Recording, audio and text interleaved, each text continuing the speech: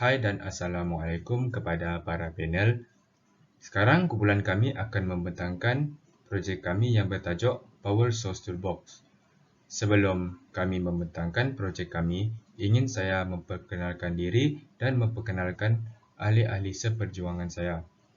Yang pertama, Abdul Haris bin Sahari bernombor matriks 20 DKA 19F1043. Yang kedua, saya Muhammad Akmal Mirza bin Semit bernombor matriks 20 DKA 19F1070. Yang ketiga, Khairul Izham bin Sagara bernombor matriks 20 DKA 19F1041. Dan yang keempat, Harry Ping bernombor matriks 20 DKA 19F1068. Sekarang, ini adalah kami sekumpulan yang akan membentangkan projek kami sekarang ini. Saya selaku pembentang pertama, Muhammad Akmal Mirza bin Semit, akan membentangkan mengenai panduan pembentangan. Pertama, pendahuluan. Yang kedua, pernyataan masalah. Yang ketiga, objektif. Yang keempat, skop projek. Yang kelima, metodologi kajian. Yang keenam, Gantt chart. Yang ketujuh, analisis data. Yang kelapan, kesimpulan. Yang kesembilan, novelty. Dan yang terakhir, cadangan penambahbaikan. Seterusnya, beralih kepada pendahuluan. Tenaga elektrik adalah satu keperluan penting dalam kehidupan.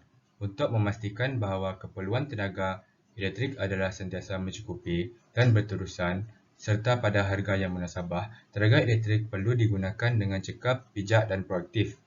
Seterusnya, di dalam sektor pembinaan, sumber tenaga elektrik sangat penting terutamanya bagi menghidupkan peralatan tangan seperti mesin gerudi, gergaji elektrik dan mesin pateri.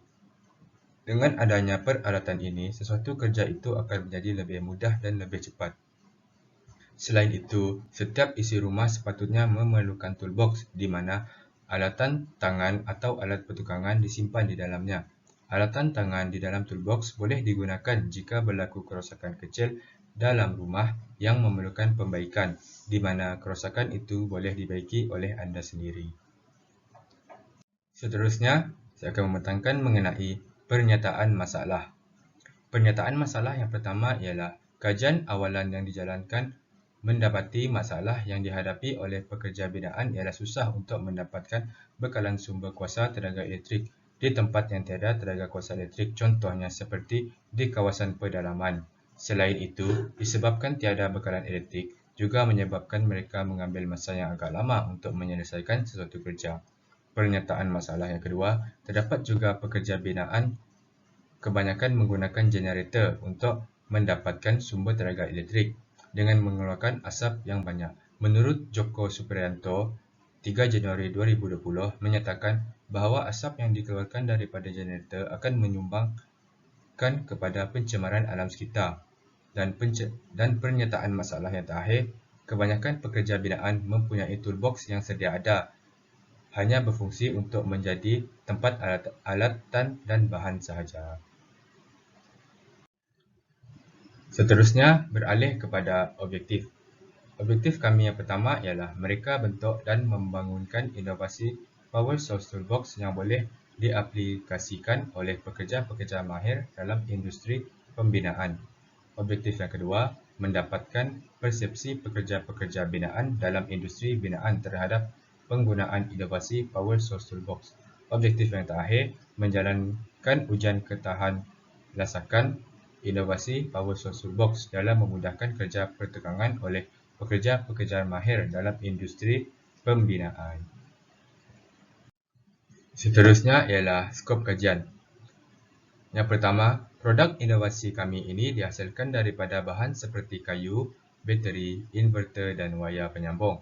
Produk kami berukuran 61.5 cm panjang dan 29.6 cm lebar dan 12.5 cm tinggi. Inovasi Power Source Toolbox ini diaplikasikan di 3 tempat berbeza, iaitu di Holiday Park Miri, Sepupok Niah dan Kampung Jepak Bintulu. Yang ketiga, borang soal selidik digunakan untuk mendapatkan persepsi responden. Responden yang dipilih adalah seramai 97 orang dan kesemuanya adalah pekerja-pekerja mahir dalam industri binaan. Skop kajian ini menjurus kepada aspek yang dikaji bagi mendapatkan maklumat data untuk penambahbaikan produk sedia ada. Seterusnya ialah kajian literatur. Kajian yang dilakukan berdasarkan teori-teori yang benar dan diguna pakai dalam bidang berkaitan dengan kajian seperti jurnal, artikel, buku, dan kajian surat khabar. Antara jenis alatan yang dapat digunakan oleh Power Source Toolbox ialah drill 24 volt, gergaji jig, grinder, dan mesin bateri. Secara keseluruhannya ialah alat-alat penting yang akan digunakan di dalam membuat projek kami berdasarkan rujukan kepada sumber-sumber kajian terdahulu bagi menyempurnakan kerja-kerja dilakukan. Selain itu, beberapa maklumat daripada toolbox, extension wire dan bateri dikenal pasti fungsinya. Pelaksanaan projek ini dapat membantu para pekerja dan petukang ke arah inovasi yang baharu. Okey, saya Khairul Izham bin Sagara, di mana saya adalah pembentang kedua. Saya akan membentangkan tentang metodologi kajian.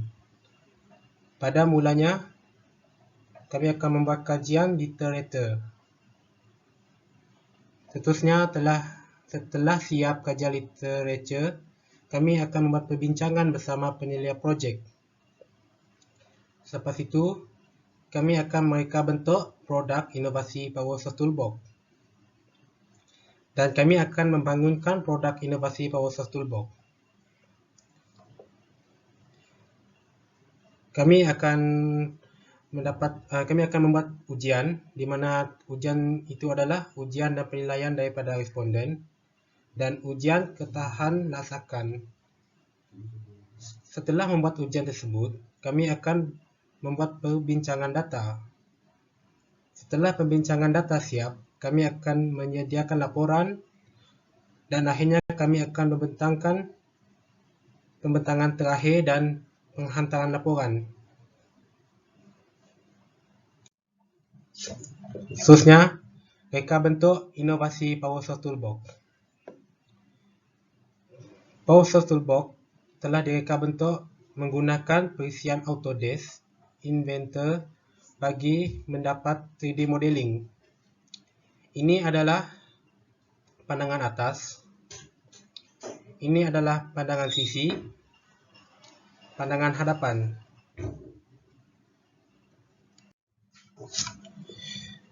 Ini adalah gambaran keseluruhan 3D modeling project Power Source Toolbox, di mana saiznya adalah panjang 61.5 cm, lebar 29.6 cm tinggi, lebar 29.6 cm dan tinggi adalah 12.5 cm. Ini adalah gambaran proses pembuatan Power Source Toolbox, di mana kami menggunakan alat tangan yang diperlukan.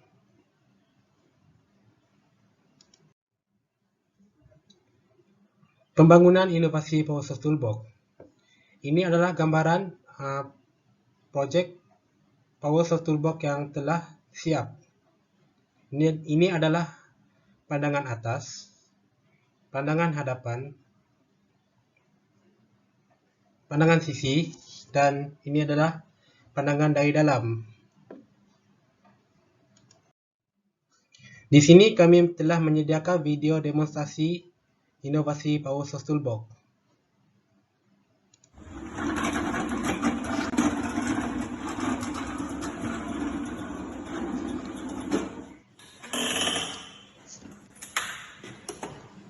Okey, pada mulanya kami akan mengecas bateri drill wireless.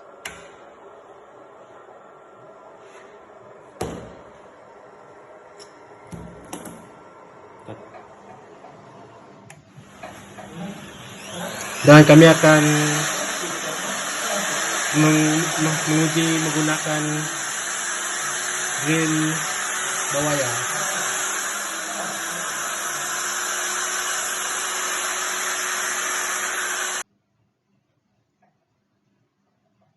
Di sini pula kami akan membuat ujian ujian basah, mana kami akan membasahi soket dengan menggunakan air.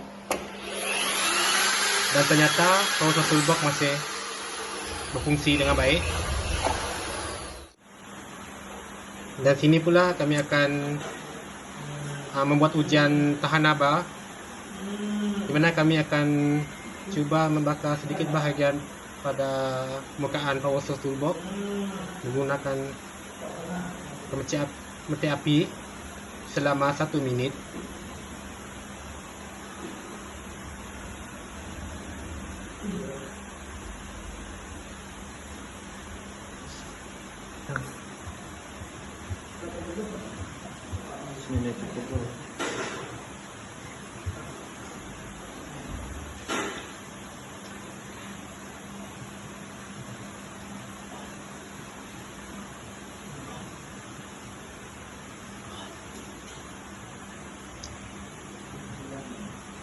Power source toolbox kami didapati boleh tahan haba dan hanya meninggalkan kesan gelap ataupun hitam.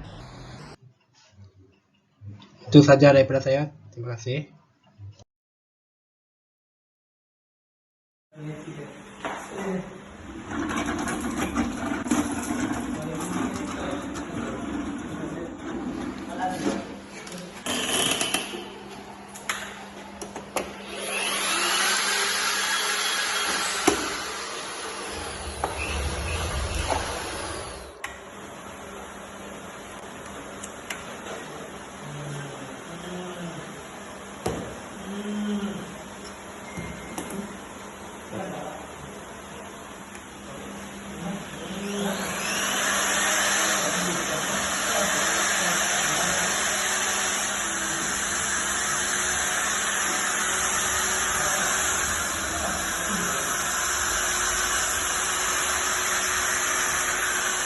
Nama saya Heri Ping, nomor metrik 20 DKS 19F1068.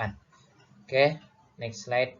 Sumber manusia. Dalam proyek ini kami telah mendapatkan panduan daripada orang luar untuk membantu kami dalam melaksanakan proyek ini. Kami mendapatkan bantuan sumber manusia daripada mereka yang lebih mahir seperti jurutera dan yang pakar dalam bidang elektrik. Teknologi yaitu bateri 12 volt 7 Ah, inverter 400 watt.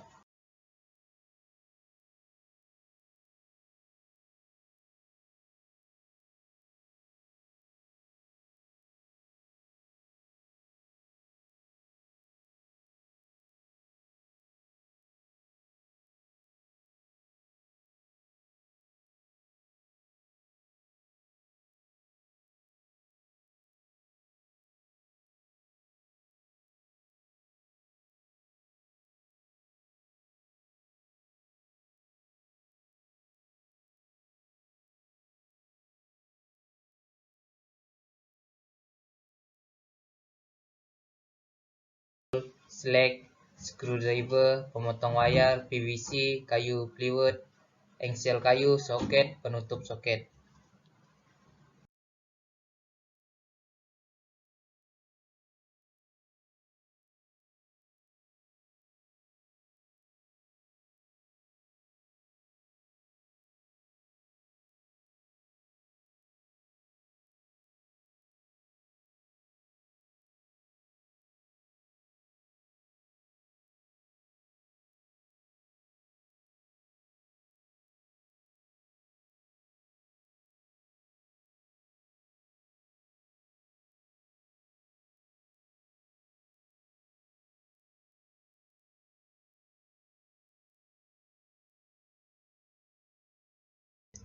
Cost project kami ialah yang pertama bateri 20 volt 7 Ah, kos Rm58 bilangan bateri 2. Bahan yang kedua yaitu soket, kos Rm3 bilangan 1.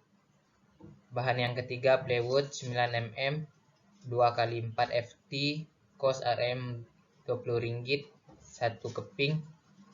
Penutup soket, kos Rm Rp5, bilangan 1. Bahan yang kelima, switch on off, harga Rm Rp3, bilangan 1. Bahan yang keenam, inverter, harga Rm Rp100, bilangan 1. Bahan yang terakhir yaitu wire 1 meter, kos harga Rm Rp20, bilangan 1. Sekarang saya akan membentangkan gancat kumpulan kami. Aktiviti yang pertama, menyemak perancangan projek minggu pertama dan minggu kedua. Mereka bentuk Power Source Toolbox minggu ketiga, menyediakan bahan untuk projek minggu ketiga dan minggu keempat. Memulakan kerja pembuatan Power Source Toolbox minggu keempat dan minggu kelima. Membuat ujian produk minggu keenam. Membuat soal selidik dan analisis data minggu ketujuh dan minggu ke-8. Menyediakan slide pembentangan 1 minggu ke-9. Membuat kesimpulan dan cadangan minggu ke-9 dan minggu ke-10, menyediakan slide pembentangan 2 minggu ke-11, menyiapkan laporan minggu ke-11 dan minggu ke-10, menyediakan slide pembentangan akhir minggu ke-12 dan minggu ke-13. Seterusnya, beralih kepada analisis data. Ini adalah borang maklum balas kumpulan kami. Ini adalah contoh borang maklum balas kumpulan kami. Terdapat 3 bahagian yang terdapat dalam borang ini. Yang pertama ialah data demografi responden. Yang kedua, bahagian B, projek Power Source Toolbox, iaitu soalan-soalan yang diberikan kepada para responden berskala distrik. Dan bahagian yang terakhir ialah bahagian C, cadangan. Cadangan untuk penambahbaikan rekaan Power Source Toolbox. Seterusnya, ini adalah contoh sampel borang maklum balas yang kami ambil daripada para responden. Ini adalah yang pertama dan yang kedua.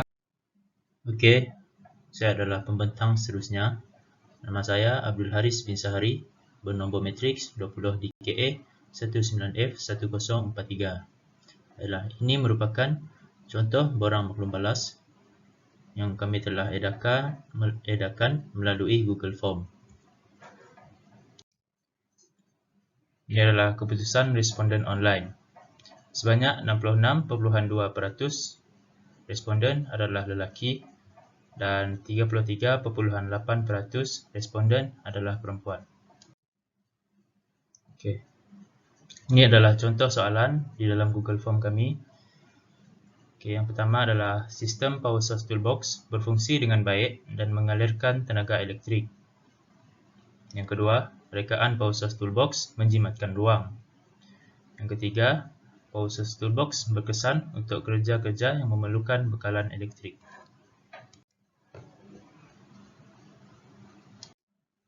Okey, soalan yang keempat adalah Power Source Toolbox mudah digunakan berbanding extension wire. Seterusnya, reka bentuk produk kami menarik minat anda. Dan seterusnya, penggunaan Power Source Toolbox dapat menjimatkan masa. Soalan yang ketujuh adalah Power Source Toolbox dapat bersaing dengan inovasi yang lain. Dan soalan yang terakhir ialah Power Source Toolbox sangat mudah digunakan. Okay, ini merupakan ujian ketahanlasakan inovasi Power Source Toolbox. Ujian yang pertama ialah ujian kalis air. Jenis ujian yang kami jalankan ialah dengan membasahkan soket. Keputusannya, soket selamat dan air tidak masuk ke soket. Ujian yang kedua ialah ujian menggunakan mesin alatan tangan. Jenis ujian ialah kami menggunakan mesin gerudi 36 volt 800 watt. Keputusannya berfungsi. Dan seterusnya adalah mesin gergaji jig 12 volt. Keputusannya adalah berfungsi. Okey, ujian seterusnya ialah ujian ketahanan haba. Jenis ujiannya ialah kami membakar toolbox selama 1 minit menggunakan pemetik api. Keputusannya adalah toolbox tidak terbakar. Ujian yang terakhir ialah ujian mengecas mesin alatan tangan. Jenis ujian yang kami lakukan ialah mengecas bateri mesin gerudi 12 volt. Dan keputusannya adalah Power Source Toolbox kami dapat mengecas bateri sehingga penuh. Oke, seterusnya kita bergerak kepada kesimpulan. Kesimpulannya ialah kami telah berjaya untuk mendapatkan reka bentuk yang sesuai untuk mencipta produk Power Source Toolbox kami. Kami juga telah membangunkan produk inovasi Power Source Toolbox kami dengan jayanya. Seterusnya, kami telah mendapatkan persepsi para responden kami seramai 97 orang terhadap Power Source Toolbox. 20 orang responden menggunakan borang analisis dan 77 orang responden melalui Google Form. Selain itu, kami akan mendapatkan maklumat responden untuk mengenal pasti keberkesanan inovasi terhadap kerja-kerja pertukangan di kawasan ketiadaan sumber tenaga elektrik. Okey, seterusnya ialah novelty. Yang pertama ialah alat inovasi ini tidak pernah direka bentuk sebelum ini dan tiada dalam pasaran. Yang kedua, Power Source Toolbox diinovasi daripada toolbox sedia ada dan diambil idea daripada extension wire. Yang ketiga, pengubahsuaian dibuat untuk memudahkan pekerja mahir dalam industri binaan terhadap penggunaan toolbox. Yang terakhir, toolbox ini mempunyai sumber kuasa tenaga elektrik yang membezakannya dengan toolbox sedia ada.